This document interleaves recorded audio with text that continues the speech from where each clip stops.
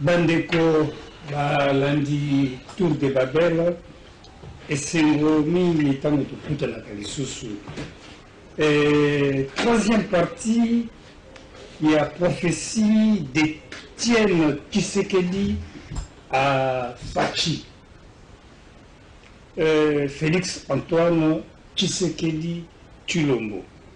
La prophétie ebimaki ebele na nzela ya prophète Samuel Tshisekedi Fati, pas Fachi, Fati, ngolo kola kisa Fader en anglais, Chichi. Et la prophétie Zébélé. Et la kisi prophétie na bakozi ebele pe na basala nzambe mususu, mais to se focaliser kaka na prophétie oyo esalamaki mingi na Étienne Tshisekedi pe na Fachi oyo eza kocontinue kosalama mpona Fachi. Prophète Samuel Tshisekedi mbote mingi. Mbote ndeko Beledu. Prophète Samuel Tshisekedi a azali appuyé, accompagné, complété na ndeko Paulin Kabeya ye ali na observatoire des religions africaines. Ndeko Paulin Kabeya mbote mingi. Mbote vieux frère mbote mingi na bandeko balandia émission Tour de Babel.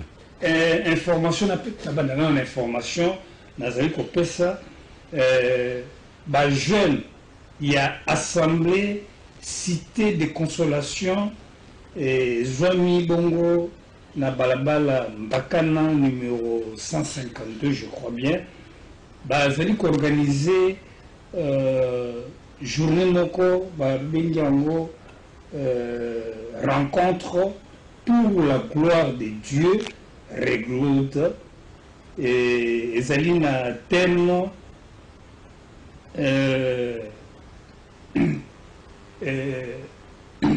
ezali na thème nini naza koloba kotanga ngo ekozala na thème ya le surnaturel et le naturel ekozala bongo na kati ya église na bango samedi na 15h na 16h et toujours na église assemblée cité de consolation samedi le 3 avril outi koleka na mokambi ya église pasteur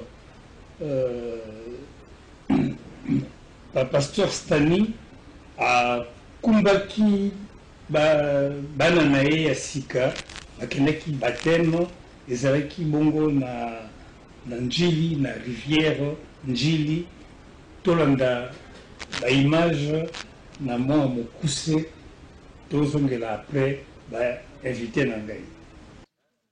Le samedi 3 août 2019, les anges étaient en fête aux cieux avec Dieu, car certains de ses filles et garçons se sont reconvertis. Ils ont accepté Jésus-Christ comme Seigneur et Sauveur et accepté de naître de nouveau, c'est-à-dire être baptisés dans l'eau au nom de Jésus-Christ.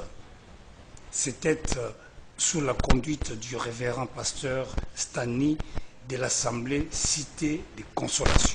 L'un des baptisés, Donatien Beledou, pour ne pas le citer, avant d'être plongé dans l'eau par le révérend pasteur, un coq a salué son baptême alors qu'il n'était que 7h55.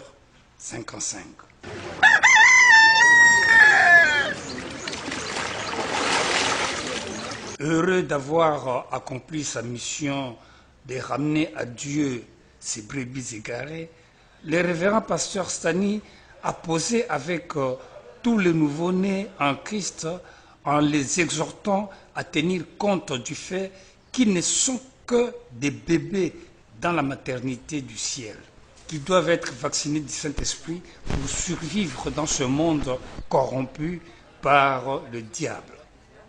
Un combat quotidien dont l'issue victorieuse est le salut de l'âme.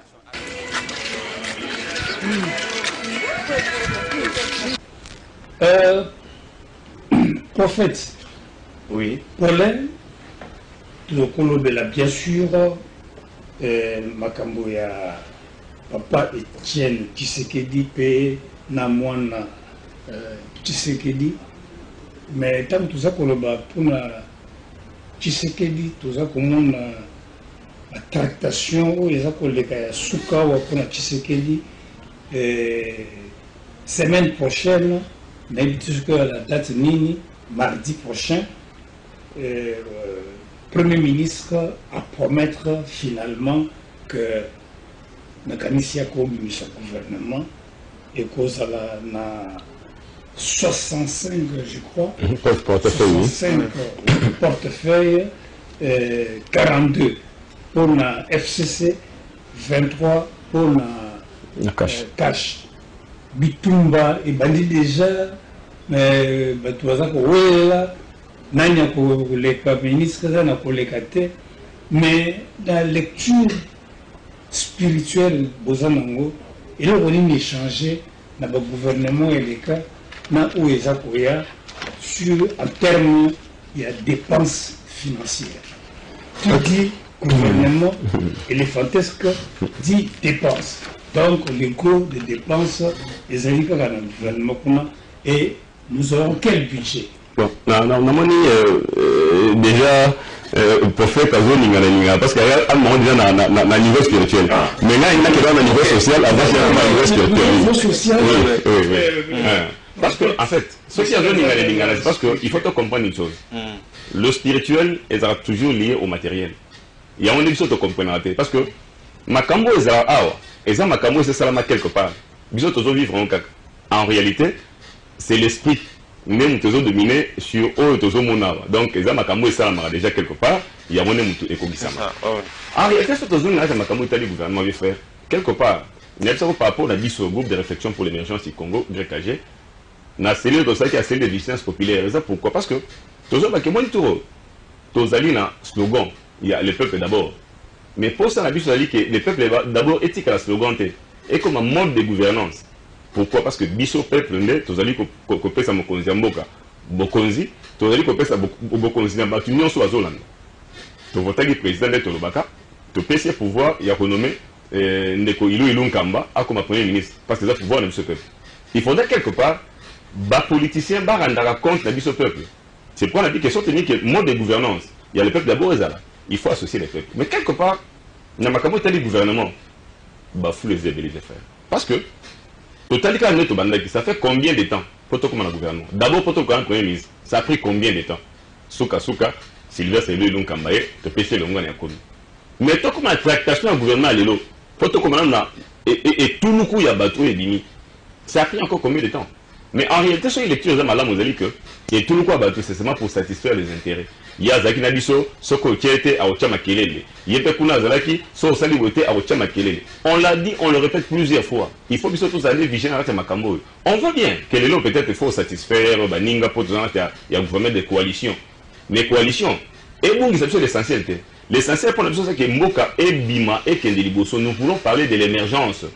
Biso tout le monde dans notre groupe de réflexion, pour réfléchir qu'est-ce qui peut amener l'émergence dans ce pays. Mais pour l'émergence, il faut d'abord un gouvernement fiable. C'est vrai que tu vas te bêler, mais j'ai doute fort que moi, ma camo toujours banga comment. Parce que le dans le qui, que non, le premier ministre a dit, bah, qu'on pèse à 3 noms. Il y a chaque poste. Donc, on 65 par 3. Il y a ça fait combien, et puis ils vont faire le choix.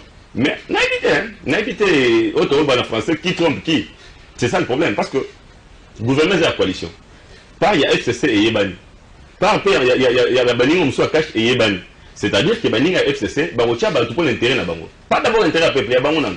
C'est ce qui veut dire que cash peut n'en est, alors que pas pour l'intérêt na il y a peuple non. Donc moi je vois mal que scénario où il y a 3 personnes, et zéro comme aussi. Peut-être qu'on a encore sa vie sauter, on va gâter bazar mis ça tout, mais tous yeux, mais pourtant la mis ça tout on a boyé déjà. Que la mis ça tout au vendé. Mais bah qui s'appelle bango il balé pour, toko ça va manquer comme si tu baki ça. Ça c'est mauvais. Bien tu as 65 personnes, on veut bien, balokani. Mais toko zana bidjeni. Parce que déjà tu es dit. des voix s'élèvent pour dire que non, ce qui budget est à Mouké, les avons à Mouké ça à l'autre côté parce que déjà 70% est budget et qu'il n'y a rien à dépenser à la ministre.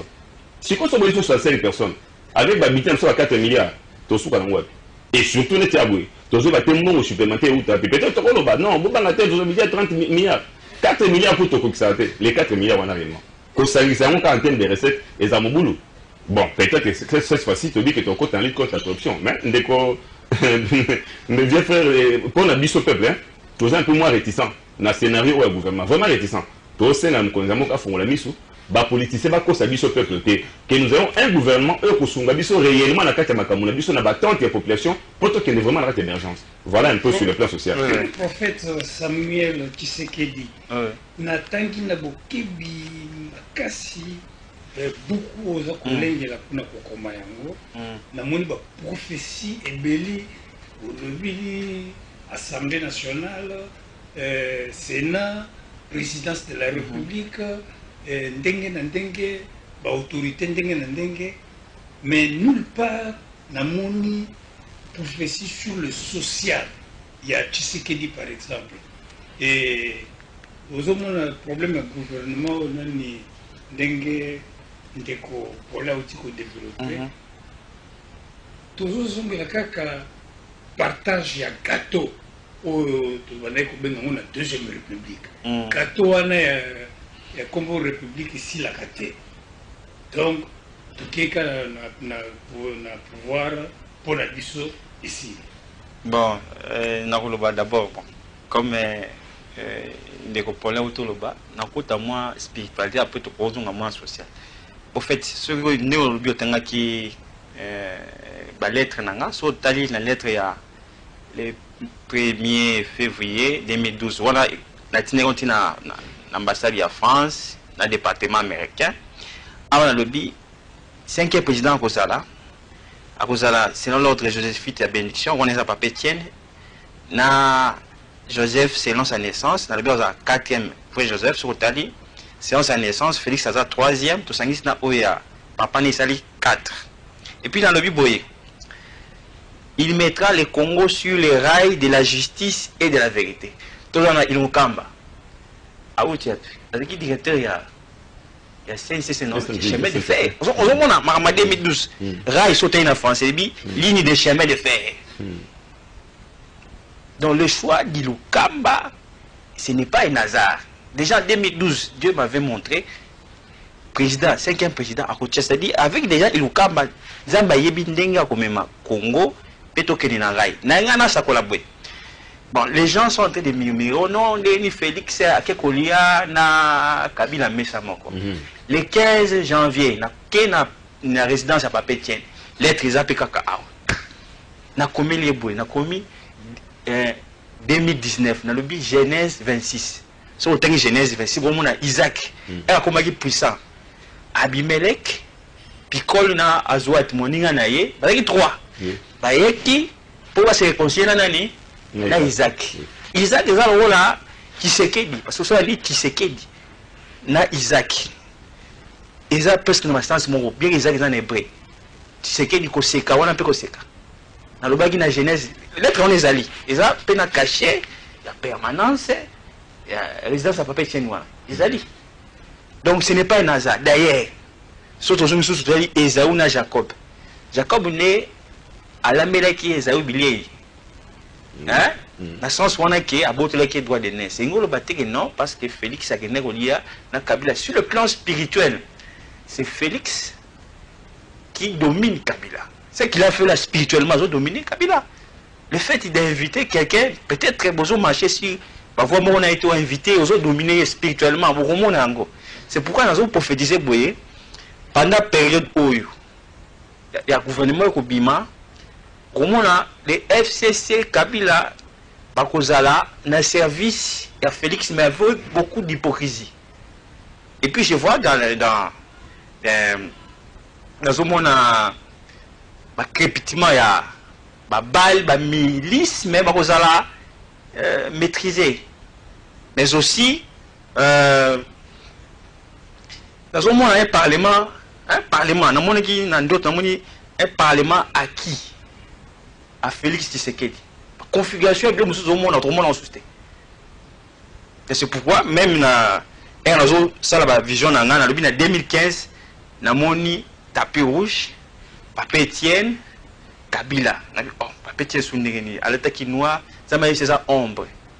Pouvoir naïe, ou qu'il pas, moi naïe. En 2016, dans octobre, j'ai une lettre correspondance, moi on a comaki wana. Correspondance, c'est une correspondance, on a comaki, une lettre en septembre, à Parlement, avant que toujours on dialogue qui a Kachach. Comment déjà lettre tout la mukabutu muni moi clip moi ça maki na ebisi bango zamba pesinga ba vision mibale na moi vision de bosso banzete mibale ba branche nango zo tout nzamba lobi ako séparer yango na moni nzete moko eliami na ba insecte et lokola mutu moko boya zo koya na en défaillance c'est-à-dire zo kufa zo miyebate na bizambe wala sunini. Et après, Zamba en octobre, na moni cortège présidentiel funèbre à Papa Etienne. Nando, c'est quoi ça? C'est alors au moins la correspondance, on a la comédie pasteur, on a jusqu'à Mantona, et c'est légal en France. Na ébicier, parce que là, Gmail, qu'on s'est raté, donc on a un téléphone. Na ébicier, je te remercie parce que tes messages que tu m'envoies, ça correspond à la situation politique qui est en bord en Abisso. Et puis, ils ont conseillé la famille biologique qui est chef d'État. Mais les bissiers, priez pour nous parce que dans ce monde, Kabila veut nous exterminer, il veut nous tuer. Pourquoi je lui ai dit ça? Parce que Dieu me dit que, au moins, discours, aider à Kodjo à Salakiwana. Aider Kodjo à médiateur. Aïe pour. Aïe pour ça, tous les protagonistes. Et comme il y a un Bomamoto, appelé Simoto, non, si ça, si vous prenez aussi ça. Alors, Benini, un tigre ne se prévaut pas de sa propre tigritude, il doit dévorer sa proie. Dieu peut dire, moi, quand il m'a sali boye, je vais préparer et le communauté n'amboka. Donc, quand je dis Kabila exterminé, il faut que je sens où on a Kabila, a déraciné comme il y a Tshisekedi. Il y a un moment, même Papa Etienne Koufi, comme ils ont malmené Félix. Ils ont été pris, comment? Ils ont été court-circuités par Dieu. Et au moment où Kabila a été obligé de céder le pouvoir et de les transférer à loin de Dieu qui est Félix Tshisekedi. Voilà. Prophète, Tshisekedi Azali, 5e président. Ouais. Mais au lobby, en réalité, Azali, 4e selon l'ordre joséphite. Ouais. Quel est cet ordre joséphite et quels sont les 3 précédents? Ouais, ordre Joséphite en gros, dingue. Avant que on ait confirmé du saut, confirmation, une prophétie à 4e président. Est-ce la blague ou ça c'est Simon Kimbangu qui avait prophétisé? Tout à fait. Et Kabila sera le 4e président et qui sera toujours là. Et d'ailleurs, c'est un débat encore qui vient. Ouais, d'accord.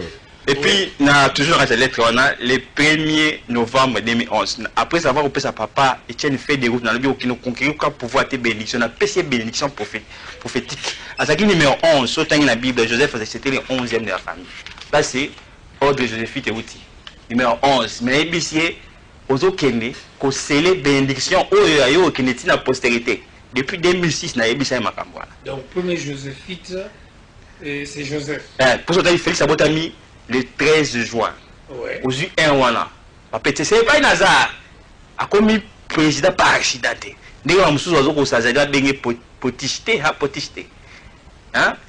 Félix est grand d'esprit. Alors, s'il passait même beaucoup de chefs d'État en Afrique. Et vous allez le constater. Donc, c'est pas. Et voilà. Et qu'en est-il du 4e président? D'abord, non, une réalité. Et qui concorde d'abord Namakambo et Azolom. Parce que, bon, c'est inédit. Il y a quelqu'un qui a prophétisé dans le plateau. Ça, c'est vraiment inédit. Mais il y a compétent d'abord prophétie avant que tu zonga, hein, la compétence prophétie. La partie lui dit, bah, Talisinga, net il bat crépitement, mais qu'on a maîtrisé, ainsi de suite. Il y a quelqu'un qui a prophétisé, c'est Simon Kimbangu, Namakambo Toloba. Mais cette prophétie de Simon Kimbangu a été complétée par quelqu'un d'autre, Otubeng Papa Diangenda. Diangenda a complété la prophétie. Donc avant toujours la prophétie, on a fait un compliment à Diangenda pour nous compléter le prophète. C'est ça. Diangenda a complété la prophétie en Nabi. Parce que la prophétie Simon Kimbangu, c'est sous le règne du 4e président que le royaume sera instauré. C'est-à-dire, ma solo tobeng émergence, ce sera sous le règne du 4e président. Parce que, ah, tobeta ma solo mbala mingi vieux frère. Total, ça va tout tel, n'est kokisama. Bon, les gens doutaient avant. Pourquoi? Parce que peut-être, mais c'est les bons. À mon avis, tes prophéties, bon, ils causaient en blague. Mais, au fur et à mesure qu'ils ont commencé à comprendre que, oh, Tolba est kokisami, oh, Tolba est kokisami, oh, Tolba est kokisami, ils se disent, ah, tiens, et cause à la solo. Pour mon temps, au mon débat, je me rappelle une chose. Na plateau, ça a la caméra. Est-ce que Makambo ose le bol? Heureusement, comme ça, je vais faire, j'assume. Pourquoi j'assume? Parce qu'on a dit que le professeur n'était pas si beau Kimbangu, et n'était pas n'importe qui. C'est ça le problème, donc j'assume.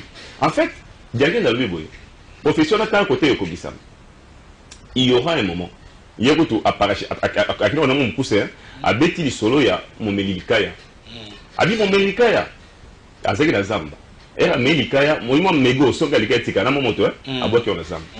Mais son Galikaya, à boire qui on a, et tout mis Zamba. Tant que tout mis Zamba.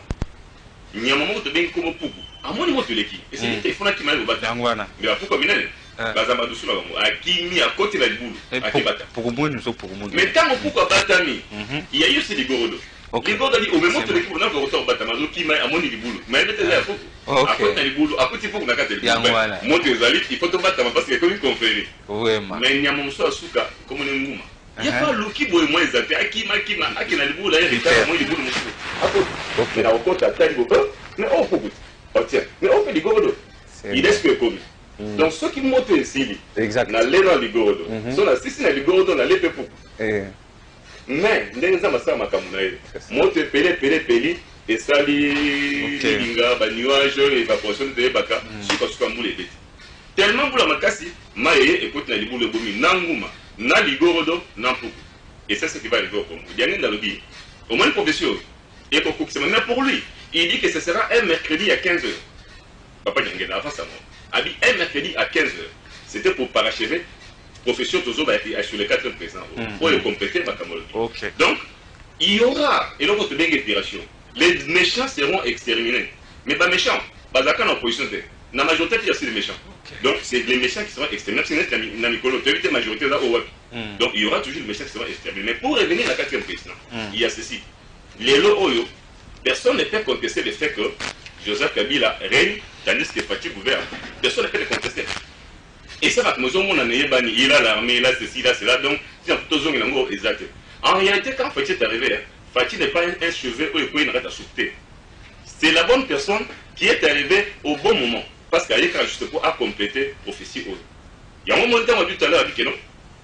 Par rapport à Rai, Sylvain c'est lui donc c'est un choix. Et pour permettre à ce que nous avons été dans le bon. Mais moment où mais avant comment moi nous ma quelle est de comment parce que sur le terrain sur la scène politique, il y a des signes qui ne trompent pas. Parce que nous sommes quoi ça tête. C'est-à-dire que nous donc dans ma coalition. Il arrivera un moment où la coalition et mon boulot. Professeur, le bien ça fait grave parce qu'il dit que non, dans mon bateau va nous servir, mais on va servir avec hypocrisie. Parce qu'il y aura d'autres ordres. Pourquoi? Parce que l'économie, on a besoin. Pour la politique, les amendes à la cadoté, tous autres tout on a besoin de zonga. Qui me dirait que Ndeo Kabila a besoin de 2023? Non, ça fait la besoin à conseiller sur information. Or, en attendant, Fachi a besoin à s'affirmer. Mais bon, il est à s'affirmer que ce qui fera que professeur est possible. Et tu sais que tu le m'as commis parce que quand je parle de 4e selon l'ordre de Joséphine, mais il est le 5e président. Mais c'est sous les règnes du 4e qui est Joseph Kabila qui est Makamo et Kokisa. Donc Joseph Kabila sera là pour vivre ça. Toi qui es dans le bon président, prophétie, il y a 2 avions, il y a 2 parachutes. C'est un rapport avec le voyage. Oui, merci beaucoup. Il y a Tshisekedi, Fachi. Et ça signifie quoi? Oui. Et qui rapporte ce voyage Oui, un accompagné président, juste un auto-prêté serment, en février. Mais puis, nous avons 2 avions, 2 parachutes. Je vais expliquer. Je vais expliquer. Je vais expliquer. Angola, na Kenya, pour avertisser. Et puis, je vais expliquer na Éthiopie, na Brazzaville. En fait, moi, nous sommes qui, ennemi na ye, balinga basala mo eloko mo des zones na Brazzaville. Il y a que asololi na sasu, ake balinga babundisa bano buse pe na Union africaine pour na makambo kaka ba vérité des urnes ake wana mamu za masai nini na lobi ba luka équilibriste au moins la dimension ya prophétie ba luka équilibriste ba mona boye équilibre tient équilibre ya moyo ko bima binaire 2 au monde ba ko tie deuxième vice président na Union africaine. Et puis toujours dans ma voyage wana na eko sakola lisusu avant kene na Sénégal na Kenya lisusu na nini ya one sommet oya abengisi pa Macron na bi nazo mona bazo ba ne wa vision mo bi vision makamna mona ke kuisami so bo ba image na lettre na komi na lobby parce que kene ba lo ba important et si wana effectivement journaliste à lobby monsieur Félix votre présence ici est important pour nous. Vous avez une dimension. Et puis, il y a un sous le mususu yango ezo puissant nani comment je peux dire. Bon, na loba tu veux que ezo sala nga moi passe na motema parce que na komela ki même vitel camere. Na lobby na yo mona vision c'est-à-dire entre deux avions na moni des plantages ya vol risque pe ya cash. Donc l'esprit des morts ils ont menacé accident hein, on a niveau ya directeur cabinet pe na président de la République yango na sengaki bango to créer comité moko ya cellule présidentielle ya prière ils a permanent oyo et au kamana 26 intercesseurs qui ont un okamba pour na président de la République parce que le fait que y a kenaki na stade de martyrs ake kobonza sous Congo na maboko ya Nzambe faut ba que Satan personne. Parce que les gens qui sont na butu ne yebse kutuna ni ndeko na Paulin to soleki na on va visiter ba prince des démons donc ça dit Satan en personne na prince ya puissance de l'air na ko pesa même comme on fourfou azoluka na moni pena na avion président na caméra ndeti fula et comme ndeti fula donc nzamba yebisa bango prier parce que Satan en personne azoba bato mokilité Satan en personne azo nga bundisa ye na présidence na.